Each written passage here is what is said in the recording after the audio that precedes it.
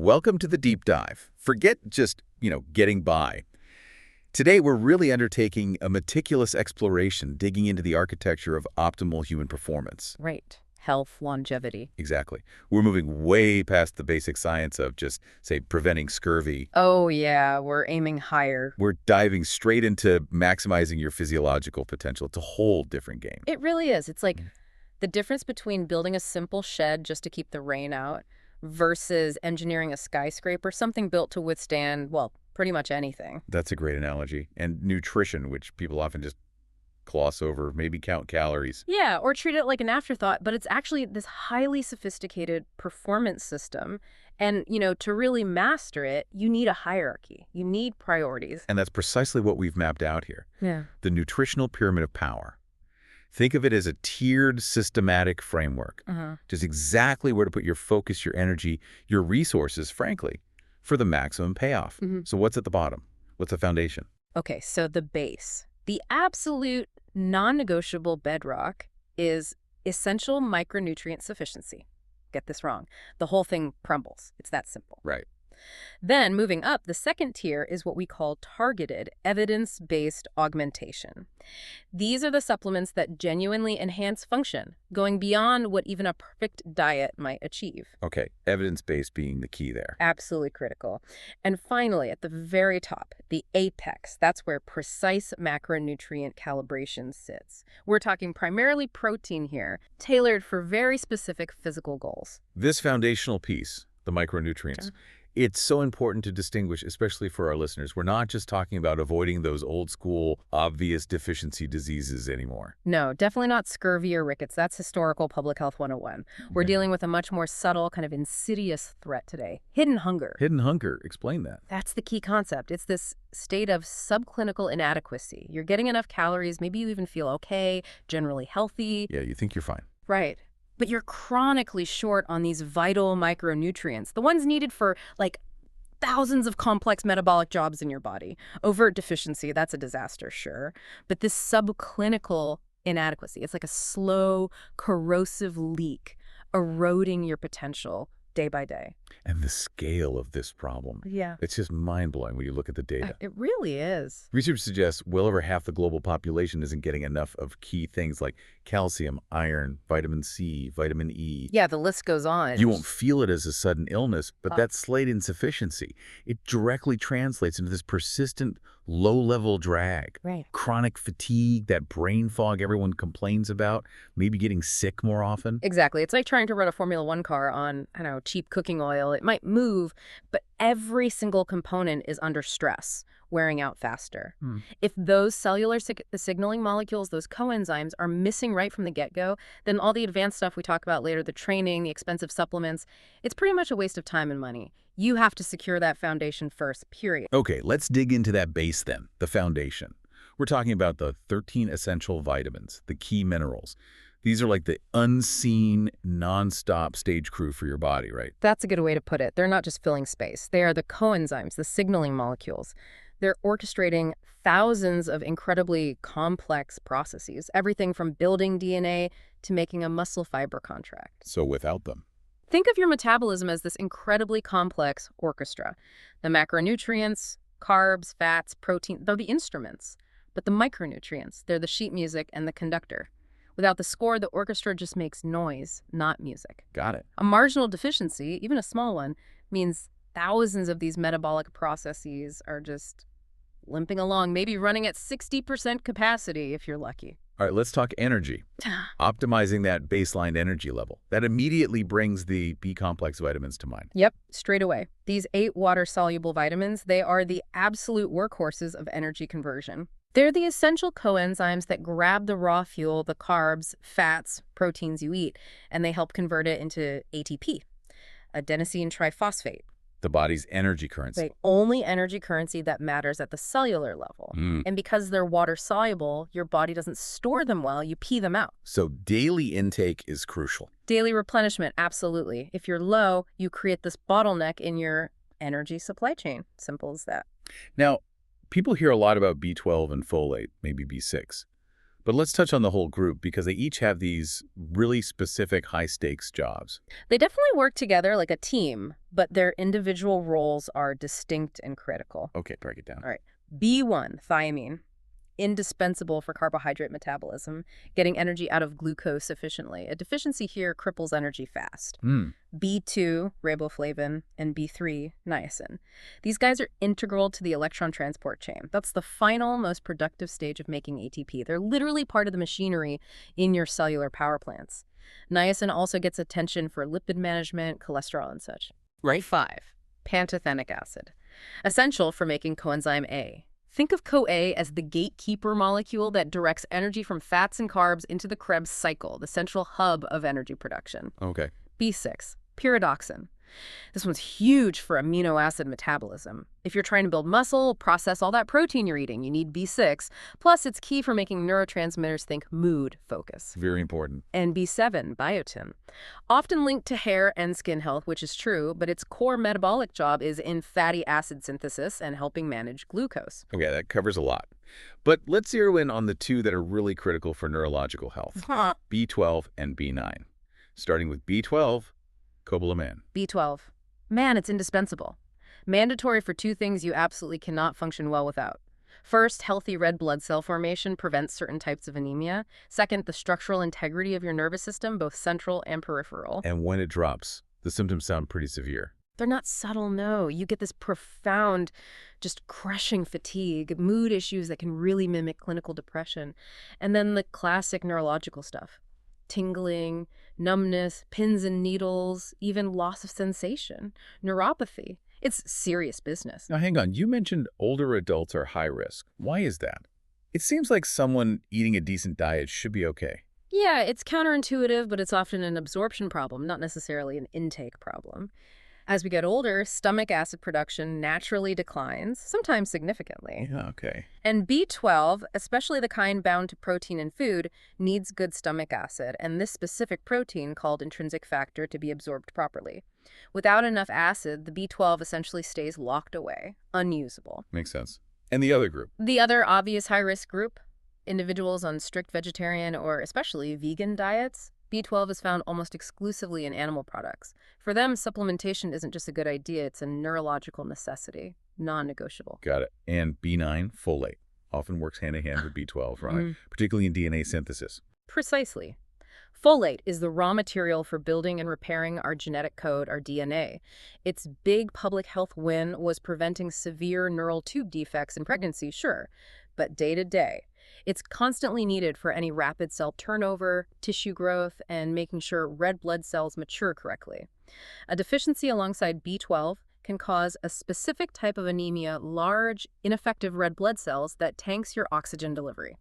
All right, let's shift gears to structural integrity. Bones. We tend to ignore our skeleton until, maybe we hit middle age and suddenly osteoporosis becomes a real concern. Yeah, we take it for granted.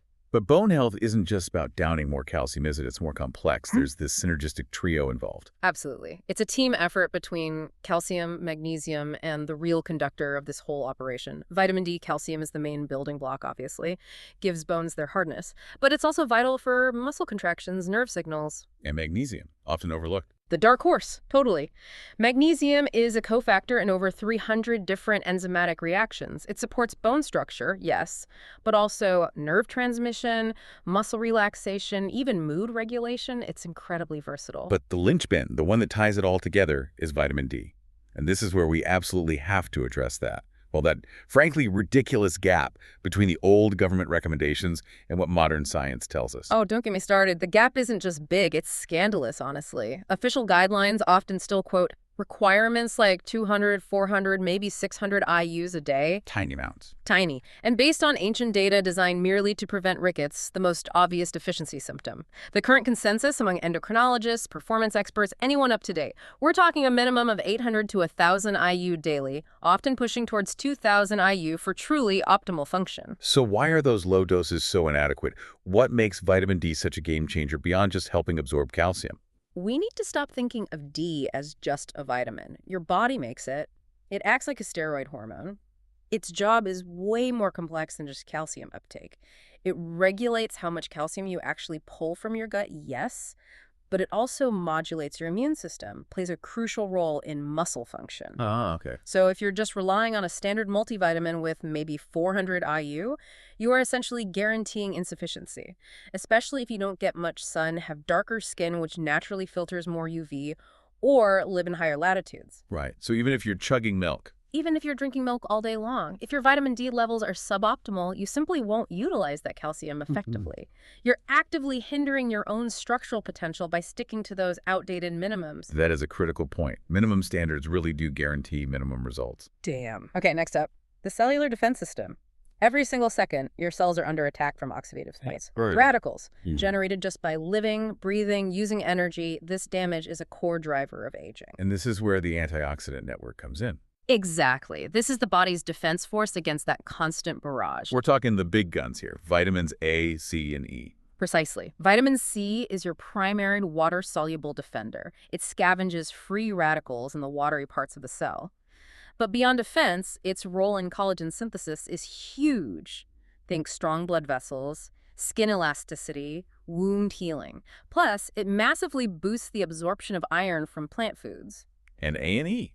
They're the fat-soluble guardians. They specialize in protecting the fatty parts of your cells, especially the cell membranes, from oxidative damage. Without A and E, those membranes break down faster. Think of it as systemic wear and tear accelerating. Makes sense. And we can't forget two absolutely critical trace minerals that dictate how efficiently your body actually moves energy around. Iron and iodine. Iron is, well, it's the core of the engine, in a way. It's the central atom in hemoglobin, the molecule in red blood cells that carries oxygen. The oxygen delivery truck. Perfect analogy.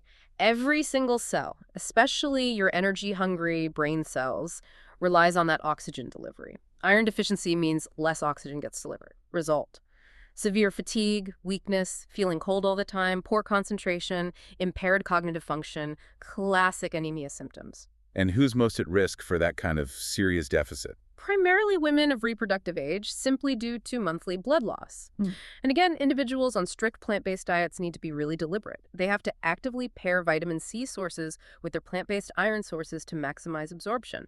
If you're constantly tired despite getting enough sleep, checking your iron status is a must. Good advice. And iodine, the master regulator. Iodine is all about the thyroid. It's essential for making thyroid hormones T3 and T4.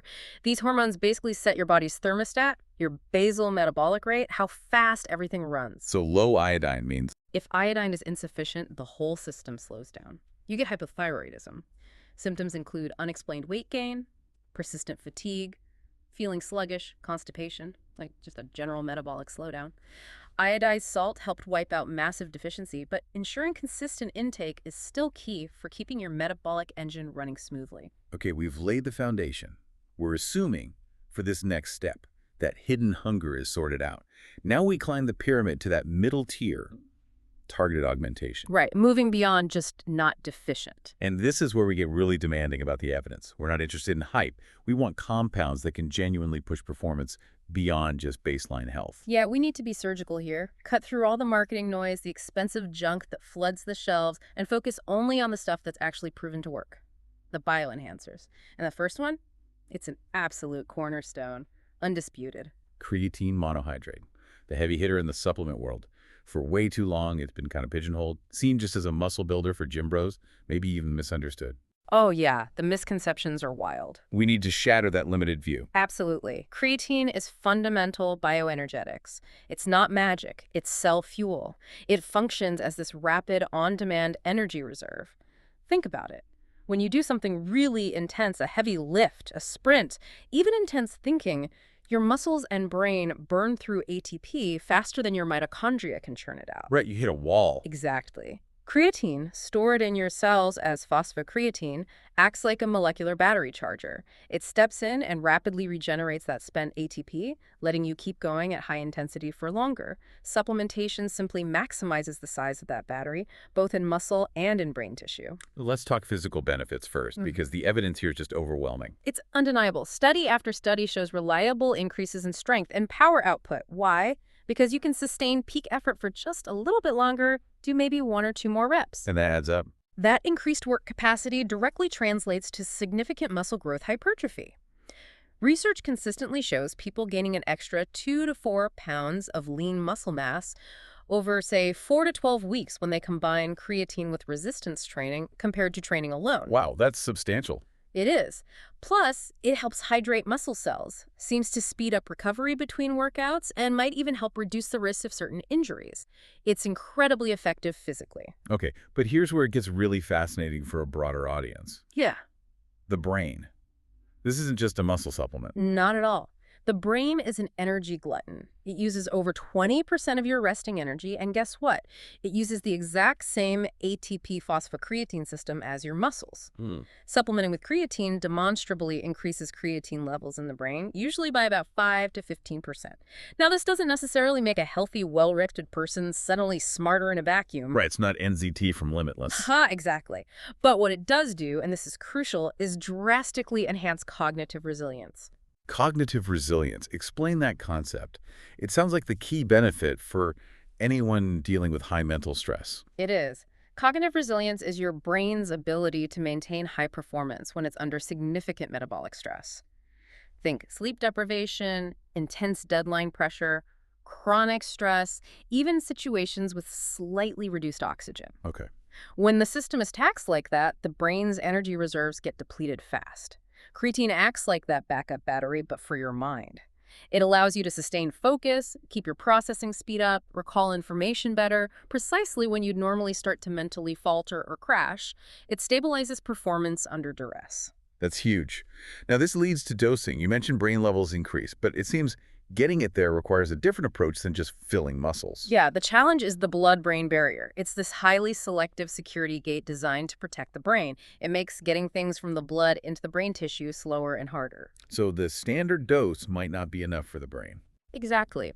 While the standard 3 to 5 grams daily maintenance dose is well established for fully saturating muscle stores, the research on cognitive benefits suggests that maximizing the impact in the brain, especially for older adults or those under chronic high stress, might require higher maintenance doses. We're talking potentially in the range of 10 to 25 grams daily.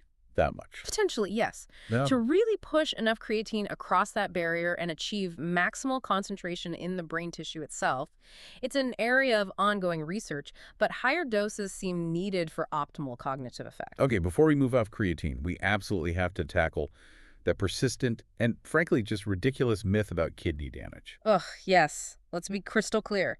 This myth needs to die a swift death. Creatine monohydrate is one of the most extensively studied nutritional supplements ever. Decades of rigorous clinical trials have unequivocally shown it does not cause kidney damage or renal dysfunction in healthy individuals. Full stop. So where does the myth come from? Mostly confusion about creatinine, a waste product measured in kidney function tests. Creatine supplementation can slightly elevate creatinine levels because more creatine is being processed, but this does not reflect kidney damage in healthy people. The primary side effect is actually benign, some water retention leading to a slight increase in lean body mass. That's just the creatine doing its job, pulling water into the muscle cells where it works. For healthy folks, it's incredibly safe and effective. Okay, staying with evidence-based augmentation, we really need to include omega-3 fatty acids, EPA and DHA specifically. Their impact goes way beyond just foundational needs, right? Absolutely. Omega-3s are critical players, especially because our modern Western diets are typically overloaded with omega-6 fats. This imbalance drives low-grade chronic inflammation throughout the body. And EPA and DHA are the counterbalance. Exactly. EPA, eicosapentaenoic acid, and DHA, docosahexaenoic acid, are the key anti-inflammatory omega-3s. They're also vital structural components of cell membranes, particularly concentrated in the brain and the retina of the eye. So what elevates them to this targeted augmentation level? What's the core benefit beyond just being healthy fats? It's primarily their powerful role in modulating inflammation. Chronic inflammation is now linked to basically every major modern disease: heart disease, diabetes, autoimmune conditions, even neurodegenerative decline like Alzheimer's. Wow. EPA acts directly to calm down inflammatory signaling pathways in cells. It's like a fire extinguisher for that low-grade smoldering fire. DHA, on the other hand, is crucial for brain structure and function. It supports neuroplasticity. The brain's ability to adapt and learn helps with mood stability, and is vital for overall cognitive health throughout life. And most people don't get enough from diet alone. Very few do, honestly. Unless you're consistently eating fatty fish like salmon, mackerel, or sardines multiple times a week, supplementation is often necessary to reach levels that provide these significant anti-inflammatory and neuroprotective benefits. Okay, let's tackle a pair of compounds that cause a hell of a lot of confusion and probably lead athletes to waste quite a bit of money. We need to clearly separate glutamate from glutamine. Yeah, this is a crucial distinction, and the names being so similar doesn't help. Let's start with glutamate. This is not the supplement people buy. Glutamate is a neurotransmitter. The brain chemical. Exactly. It's the most abundant, excitatory chemical messenger in your brain. It's responsible for the vast majority of fast signaling between nerve cells, absolutely vital for things like learning, memory formation, synaptic plasticity, the brain's ability to change and adapt. But, as with many brain chemicals, too much is a bad thing. There's this danger of excitotoxicity. Precisely. Glutamate signaling needs to be incredibly tightly regulated. If there's too much glutamate released or if it hangs around in the synapse too long because it's not cleared away efficiently, it causes nerve cells to fire uncontrollably. Like an electrical overload. Exactly like that. They fire themselves to death. It's like short-circuiting a complex computer chip with way too much voltage. This excitotoxicity is a known mechanism involved in stroke damage, traumatic brain injury, and several serious neurodegenerative diseases. Point being, you do not want excess glutamate floating around, and you definitely don't supplement with it. Got it. So that's glutamate, the neurotransmitter. Now, let's switch to glutamine, the amino acid that is sold in massive tubs at supplement stores. Why is it so popular, and why, despite that popularity, does the evidence for athletic benefits seem so weak? Okay, glutamine. It's the most abundant amino acid in your body, and it's considered conditionally essential. It plays really important roles, particularly in gut health, fueling immune cells, and it also acts as a precursor for making glutamate, which, again, the body then tightly controls. So why did athletes latch onto it? It gained popularity because intense exercise does, in fact, rapidly deplete glutamine levels stored in muscles. The theory was that supplementing could speed recovery or boost muscle growth by replenishing those stores faster. But the evidence. The evidence is just overwhelmingly clear. In healthy, well-nourished individuals, particularly athletes eating enough protein, glutamine supplementation provides zero significant demonstrable benefit for increasing muscle mass, boosting strength, enhancing performance, or speeding recovery. The body is perfectly capable of synthesizing enough glutamine on its own, and dietary intake is rarely the limiting factor for muscle repair or growth in healthy people. So if it doesn't really work for athletes, where does that conditionally essential part come in? When is it actually needed? Its proven benefits are almost entirely reserved for specific, severe clinical situations where the body is under profound physiological stress. We're talking patients recovering from major burns, severe trauma, large-scale surgery, or suffering from specific illnesses like inflammatory bowel disease. Wow, so extreme circumstances. Extreme circumstances where the body's demand for glutamine for things like immune function, repairing damaged gut lining, skyrockets way beyond its ability to produce it. In those cases, supplemental glutamine can be crucial. But for a regular person going to the gym, it's almost certainly an ineffective expense. And given its connection to glutamate, even indirectly, are there safety concerns? Yes, it's wise to be cautious. Because it can be converted into glutamate, individuals with certain pre-existing conditions should generally avoid it. This primarily includes people with liver disease, as the liver processes ammonia from glutamine breakdown, bipolar disorder, or seizure disorders. And anecdotally, some people who are very sensitive to MSG monosodium glutamate might also react poorly to glutamine supplements. Again, it's really a tool for specific medical repair, not a general performance booster. Okay, we've climbed the pyramid. Solid micronutrient foundation, check. Smart, evidence-based supplements like creatine and maybe omega-3s, check. Now we hit the apex. The single macronutrient that, when you get it right, really dictates the speed and quality of physical change, especially muscle growth. Protein. This is where nutrition becomes highly specialized. The amount, the timing, the quality of protein determine your body's capacity to repair muscle damage from training, to build new muscle tissue, and crucially to preserve muscle when you're trying to lose fat. If your goals involve physical resilience, getting stronger, changing your body composition, mastering this protein piece is absolutely non-negotiable. First things first, we have to just completely throw out the old recommended dietary allowance, the RDA, that 0.8 grams per kilogram of body weight figure. Why is that number so utterly useless for anyone who's active? Because the RDA is basically an artifact. It was established decades ago with the sole purpose of preventing severe protein deficiency in completely sedentary people, just enough to stop muscle wasting in someone who doesn't move. So bare minimum survival. Bare minimum survival. It has absolutely zero relevance to optimizing muscle protein synthesis, recovering effectively from hard training, or supporting the higher metabolism of an active person.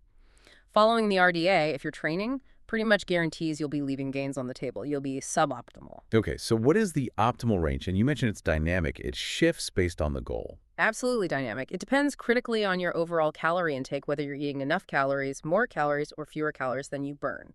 Let's start with building muscle. Calorie maintenance or a surplus? Right. When you have enough energy coming in, maybe even a little extra, your body is primed to build. For maximizing muscle gain in this state, the evidence-based consensus points to a range of 1.6 to 2.2 grams of protein per kilogram of body weight per day. That's significantly higher than the RDA. Way higher, double or even triple. Now, for most younger, healthy individuals, the benefits seem to plateau around that 1.6 gigogram mark. Going much higher in a surplus probably doesn't add much more muscle growth. But aiming for, say, 2.0 gigogram gives you a good safety margin, ensures you're hitting that maximal anabolic stimulus. Okay, but now the crucial shift. What happens when someone decides to lose fat, enters a calorie deficit? You said the protein requirement skyrockets. Why such a massive jump? Because restricting calories puts your body in a catabolic state. It senses energy scarcity. And what's one of the first things it looks to break down for fuel or to conserve energy? Muscle tissue. It's metabolically expensive to maintain. Right, the body starts sacrificing muscle. Exactly. To actively fight against this muscle breakdown catabolism and protect the lean mass you've worked hard for, you must dramatically increase your protein intake. In a calorie deficit, the optimal range jumps significantly to 2.3 to 3.1 grams per kilogram per day. Wow, to 3.1 grams. That seems like a hell of a lot of protein. It is a lot, but it's critically necessary during fat loss phases. That high intake provides a strong enough signal and enough amino acid building blocks to counteract the body's drive to break down muscle tissue. Skipping this adjustment is why so many people lose significant muscle along with fat when they diet aggressively. And this higher threshold isn't just for bodybuilders, right? Okay. It's also crucial for older adults. Yes, absolutely crucial, due to a phenomenon called anabolic resistance. As we age, our muscles become less sensitive, less responsive to the growth stimulus from protein intake. So they need a bigger signal. They need a bigger, clearer signal just to get the same effect a younger person gets. To effectively combat sarcopenia, that age-related loss of muscle mass and strength, older adults really need to aim for the higher end of the maintenance range, typically 1.2 to 1.6 kilograms daily. And they need to be extra diligent about protein quality and timing to make sure they trigger that muscle-building response effectively. Okay, we've nailed down the total daily protein amount, which is clearly the biggest factor. But how you structure that intake throughout the day also matters. Let's officially put that old anabolic window myth to rest. Please. Yes. That frantic idea that you have this magical 30 to 60-minute window immediately after your workout where you must slam a protein shake or all your gains vanish. Yeah, the bro science classic. Total classic. It's based on some flawed interpretations of older studies. While yes, consuming protein sometime after training is beneficial for recovery, the reality is the muscle-building response to a workout, the increased sensitivity to protein, lasts for at least 24 hours, maybe even longer. So that narrow window focus is misplaced. Completely misplaced. It distracts from what truly matters exponentially more, hitting your total daily protein target. The practical advice is simple. Just aim to have a good protein-rich meal or snack within a few hours of finishing your workout as part of your normal, regular eating schedule. No need to panic or chug a shake in the locker room. Okay, so if that acute, immediate timing is less critical, what is the superior strategy for distributing protein throughout the day? Distribution is king. Spreading your protein intake out evenly is far more effective for maximizing muscle protein synthesis, MPS, the actual process of building new muscle tissue over a 24-hour period. Also. You want to repeatedly stimulate that MPS pathway throughout the day like flipping a switch on and off. The consensus strategy, based on research looking at MPS response, is to consume 20 to 40 grams of high-quality protein per meal or serving, spaced out roughly every 3 to 4 hours. Consistent doses of protein. Exactly, consistent pulses. This pattern keeps the muscle-building machinery humming much more effectively than the typical Western pattern of maybe very little protein at breakfast, a bit at lunch, and then a huge, massive dose at dinner. Those big, infrequent spikes are less optimal than smaller, more frequent ones. Okay, and you mentioned high-quality protein. What defines that? It comes down to one specific amino acid that Really flips the switch, doesn't it? It does. Quality is primarily defined by the profile of essential amino acids, EAAs, the ones your body can't make itself. But the real trigger, the amino acid that acts like the ignition key for starting muscle protein synthesis, is leucine. Lucy. Leucine directly signals through a pathway called mTOR to kickstart the muscle building process. So to maximize the effect of each meal, you need to ensure each of those 40-gram servings contains a sufficient amount of leucine, typically around 2.5 to 3 grams. And where do we find leucine? Animal-based proteins, meat, poultry, fish, eggs, dairy, whey protein are naturally complete in all EAAs and tend to be very rich in leucine. That makes hitting the target easier. What about plant-based eaters? Plant-based dieters need to be more strategic.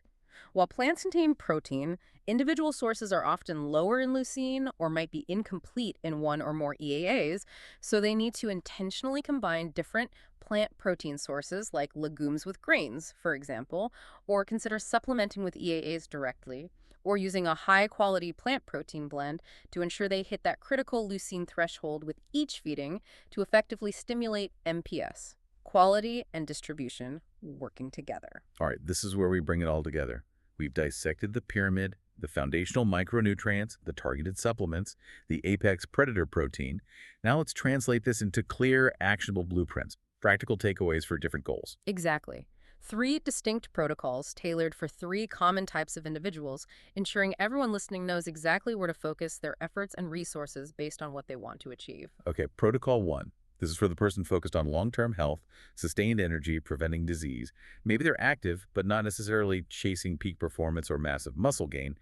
Building resilience. Right. Their primary goal is locking down that micronutrient foundation, eliminating any hidden hunger through a diet rich in whole foods. Get the basics perfect. And protein needs. They should aim for that lower end of the active range, maybe around 1.2 grams per kilogram of body weight. Still higher than the RDA, but sufficient for general health and activity. And importantly, focus on distributing that across 3 or 4 meals daily. Supplements for this group. Keep it simple. Keep it focused on the most common gaps and universal benefits. A daily staple of 1,000 to 2,000 IU of vitamin D3 is almost always a good idea, given widespread insufficiency. Okay. Magnesium, maybe 200, 400 milligrams, often taken in the evening, can support nerve function, relaxation, and sleep quality. And I'd strongly suggest omega-3s, EPA-DA, from fish oil or algae oil for their profound benefits on brain health, mood, and cardiovascular protection. Foundation first, then fill the common gaps. Protocol 2, the Maximize Plan. This is for the individual who's really pushing it. Lifting heavy, training hard, focused on maximizing strength, muscle growth, recovery, maybe competing. Yeah, this is the high-demand strategy. It assumes, absolutely requires, that they've already nailed everything in Protocol 1. The foundation must be solid first. Non-negotiable foundation? Then what? Protein becomes precision work. Absolutely non-negotiable adherence to the optimal ranges. 1.6 to 2.2 kilograms when eating at maintenance or in a surplus for muscle gain, and crucially, that immediate spike to 2.3 to 3.1 kilograms the moment they enter a calorie deficit for fat loss. And distribution is key here too. Absolutely critical. Strictly distributing that total into precise 20-40 gram servings, each rich in leucine, every 3-4 hours throughout the day to keep MPS constantly stimulated. Supplements for the maximizer. Creatine monohydrate becomes an essential staple, a standard 5-gram daily dose for maximizing physical performance, strength, and hypertrophy support.